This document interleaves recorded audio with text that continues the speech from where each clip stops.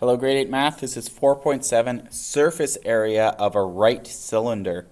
So the shape we're talking about here is this shape here that looks kind of like the shape of a water bottle or that sort of thing. It's got a circle on one end and the same congruent circle on the other end, so same shape on either ends, and they're connected by this curved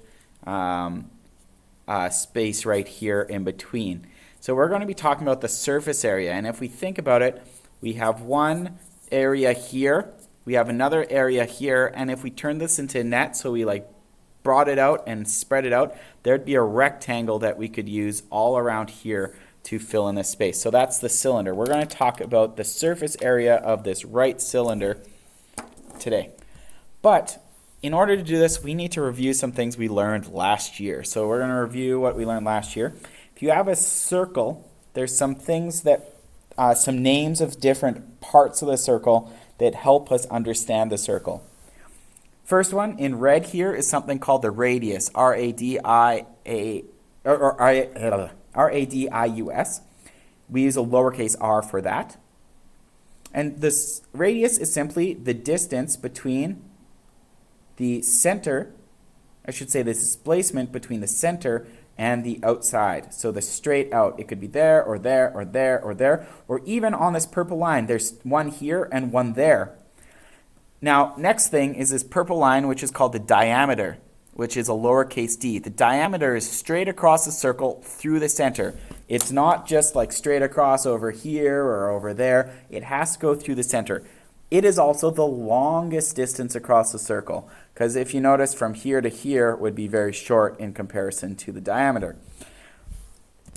And what we learned last year in grade 7 is that our diameter, d, is the same thing as 2 times the length of r. So the diameter across is twice as long as r. Why? Because there's 1 and there's 2. That would be the same as the r length.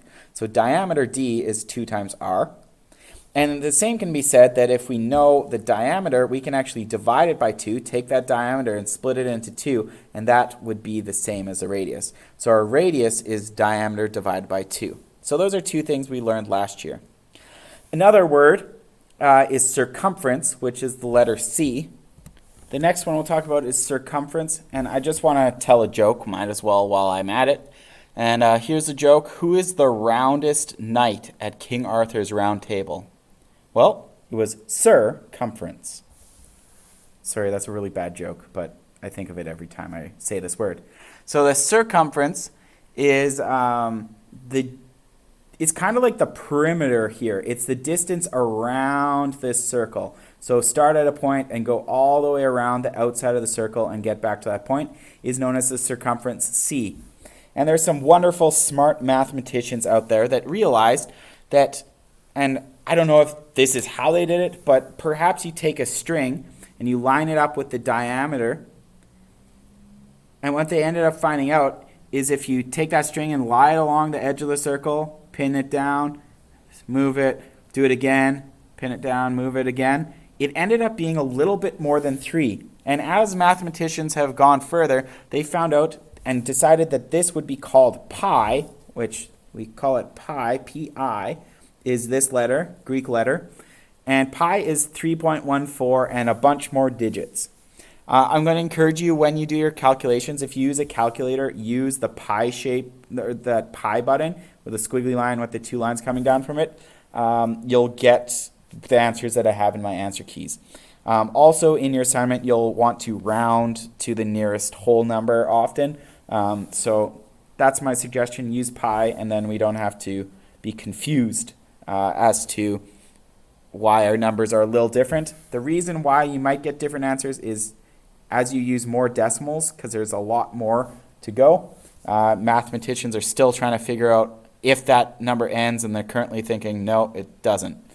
Anyway,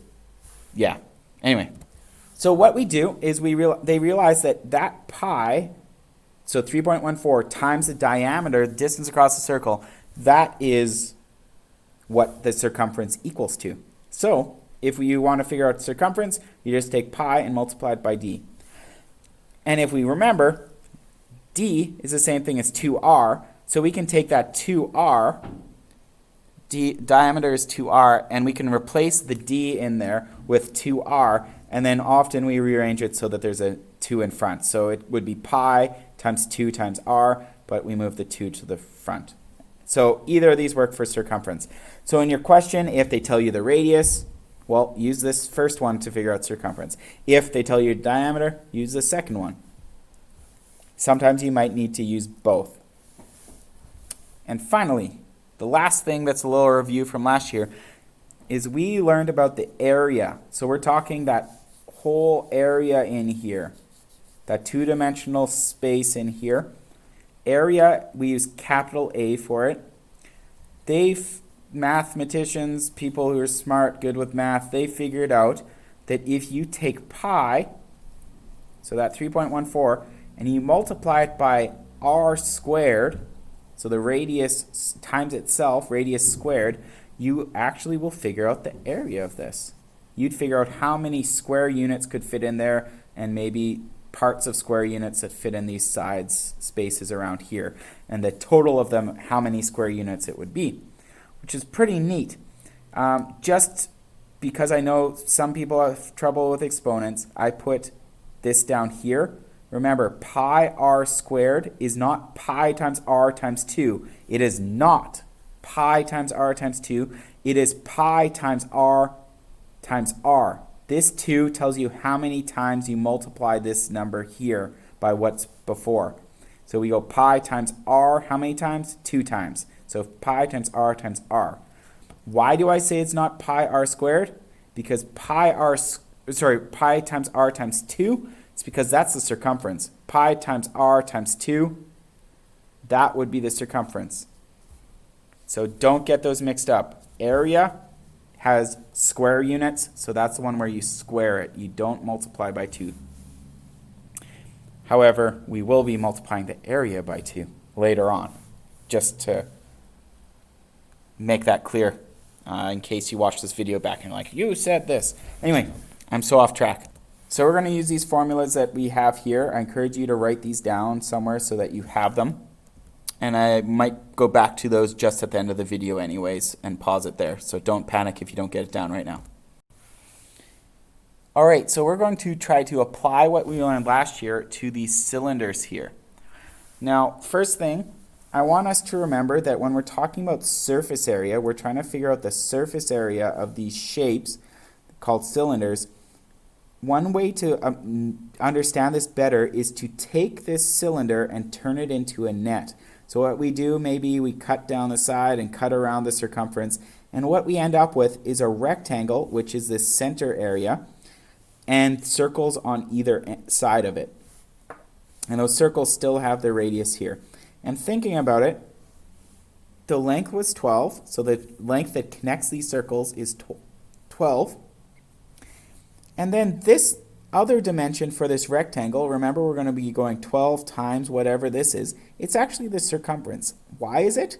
Because if we were to fold this thing up, this rectangle up, and attach it to the circle, that length here, it would connect and fold in till maybe about there, and this end would fold in back to there, and this length would be the same as your circumference.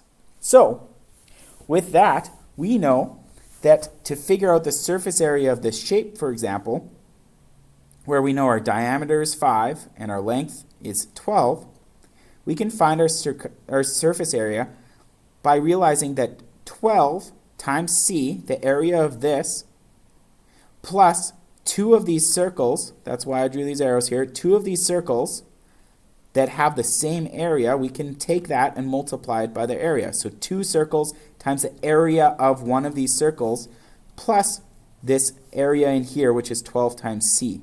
We can figure this out.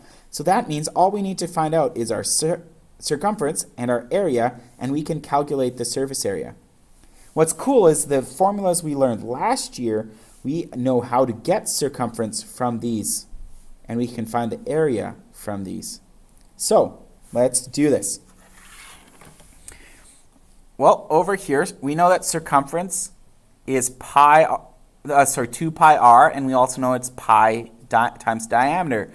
Well, which do we know? We know the diameter is 5, so we're going to use that. We're going to use the one that has the diameter. So circumference is pi times 5, so pi times 5. Now use your pi button on your calculator, not 3.14, and you'll get a more precise answer. So accurate answer, I should say. 3.14 times 5 is approximately 15.7079, and there's actually probably more decimals, if I recall, when I did this calculation. I often keep maybe 1 or 2 or 3 extra decimals than I'll even need, maybe even 4, just because those do affect future calculations. I don't round until right at the end, okay? So now we know the circumference, so this number is what we're going to put in where C is later on as we calculate. But we also need to figure out the area of what? The circles. It's the area of these circles. And if you remember, the area of a circle is pi r squared. So pi times r times r. But we don't know what r is. Or we do.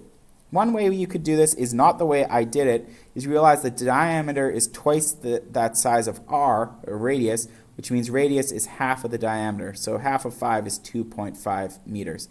And so you could just throw that in there. Instead, I decided to show my calculation for this radius actually within this. It's up to you. You can do it either way.